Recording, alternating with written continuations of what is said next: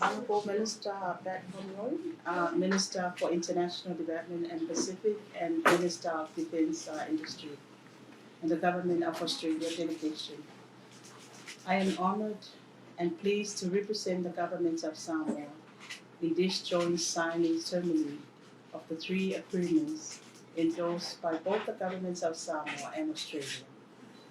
Tautua Human Development for All Facility, Tautai Samoa Covenants for Economic Growth Facility, and the Samoa Parliament Complex Redevelopment Project Phase 2, the Legislative Assembly Office Building. But first and foremost, I give praise and thanks to our Heavenly Father for today and for His guidance and endless blessings to Samoa through this Samoa-Australia partnership, and especially for the opportunity presented today to meet with the Honourable Minister for International Development and the Pacific, Honourable Conroy. This signing ceremony marks another important milestone and achievement for the Samoa-Australia partnership to add to the 50 years mark of the partnership, but also in commemorating Samoa's 60th independence anniversary. Samoa welcomes the focus of both the Tautua and Tautai facilities, and I am pleased to say that these two flagship investments directly support the government's priorities, and we acknowledge the alignment of the key objectives of the programs to the pathway for the development of Samoa and its theme of empowering communities, building resilience, and inspiring growth. Tautua project, Tautua focuses on the improved health, education, gender equality, and social outcomes, and social harmony for all Samoans. Tautua is a Samoan word, and in English is to serve or service. Tautua or to serve is one of the key pillars of our Samoa values and tradition. There is a one Samoan saying, Oleala ilipule ole tautua. The road to leadership is through service. Service to our families, our communities, governments, and our countries. Improved and better services, accessibility and affordable services, responsive and fit for purpose services. With the focus of the Tautua project, the government, with the support of Australia, will be able to improve access to more affordable, efficient, and responsive services in the health sector, education sector, social and community sector for the people of Samoa. Through these services, we also expect improved and strengthened capacities and systems of the service providers to be the lead service providers and take forward the service for our people. Tautai focuses to improve fiscal management and promote equitable economic growth. Tautai is another Samoan word, and it generally refers to a fisherman. The fisherman steers and rows the canoe. The fisherman knows the different parts of the ocean, understands the sea levels, where and when to fish, and what to catch. Samoa also has a saying for good fishermen, Tautai poto, Tautai matapalapala. A good and smart fisherman is patient, courageous, cautious but persistent, thus can persevere through challenges and storms. In Samoa context, we envision that the Tautai facility will support the government to address some of the key challenges pertaining to fiscal management through fit for purpose and appropriate fiscal measures and smart solutions. We also expect targeted beneficial investment projects to support economic growth, such as climate resilient and quality public goods built, employment and sustainable income generating investments and initiatives. In addition, we recognize the challenges of implementing projects with the related absorptive capacity of government agencies, and therefore we would like to see some, if not all, to be addressed under these aid programs complementing the support from other development partners.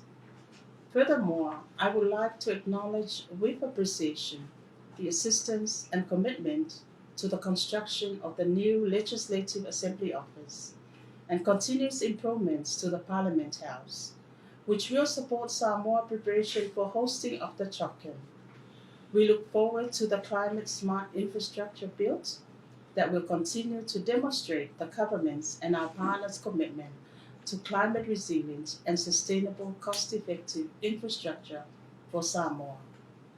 Samoa's key message remains that integrating priorities for development through general budget support is key to addressing some of the vulnerabilities and challenges of today, building fiscal buffers, economic resilience, developing private sector for economic initiative, addressing social issues such as health and education, as well as improving the livelihood of communities and vulnerable populations. We continue to advocate for use of national systems and process to the extent possible for delivery of funded programs so that our systems and processes become more responsive and resilient. Minister Conroy, as I come to end of my concluding remarks, I would also like to recognize the support from Her Excellency Emily Luck and the DFAT team at Post in facilitating Samoa access to the much needed support, not only during the pandemic, but also for recovery and implementation of our priorities in the pathway for the development of Samoa. I am also very appreciative of the commitments by government agencies and stakeholders in the consultation and design of these projects. Once again, Minister Conroy, on behalf of the government and the people of Samoa, I would like to express our heartfelt appreciation and gratitude to the Government of Australia and its people for the continued support to the development of Samoa. The government looks forward to a strengthened bilateral partnership with Australia and the joint engagement through the development partners community. Papatai Tilalama and God bless.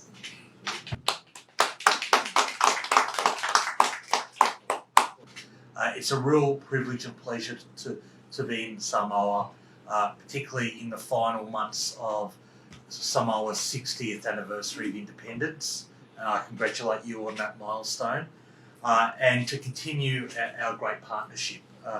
It was an honour to welcome Prime Minister Fime to Australia last month, where she and Prime Minister Albanese signed the Australia-Samoa bilateral partnership arrangement, which was further cementing our close ties. And I've also had the privilege of meeting with Prime Minister Fime this morning as well. And it was very instructive to receive a briefing and an economic debate, an economic briefing about Samoa's recovery from the COVID pandemic as Australia recovers from the COVID pandemic.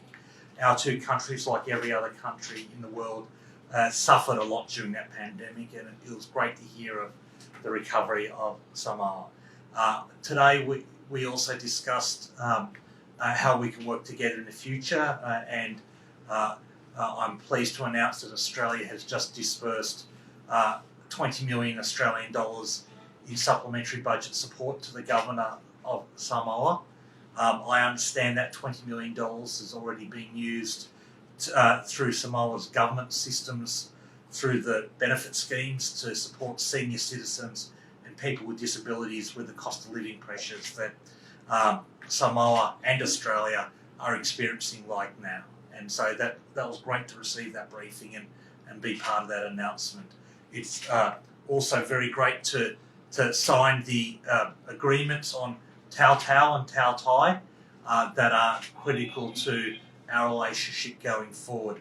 Tautau, which is about human development, is all about Australia and Samoa investing in the people of Samoa, investing in the human capital, in the education and health outcomes, guided by the priorities of the government of Samoa. And I don't think there can be a more worthwhile investment than the investment in our people.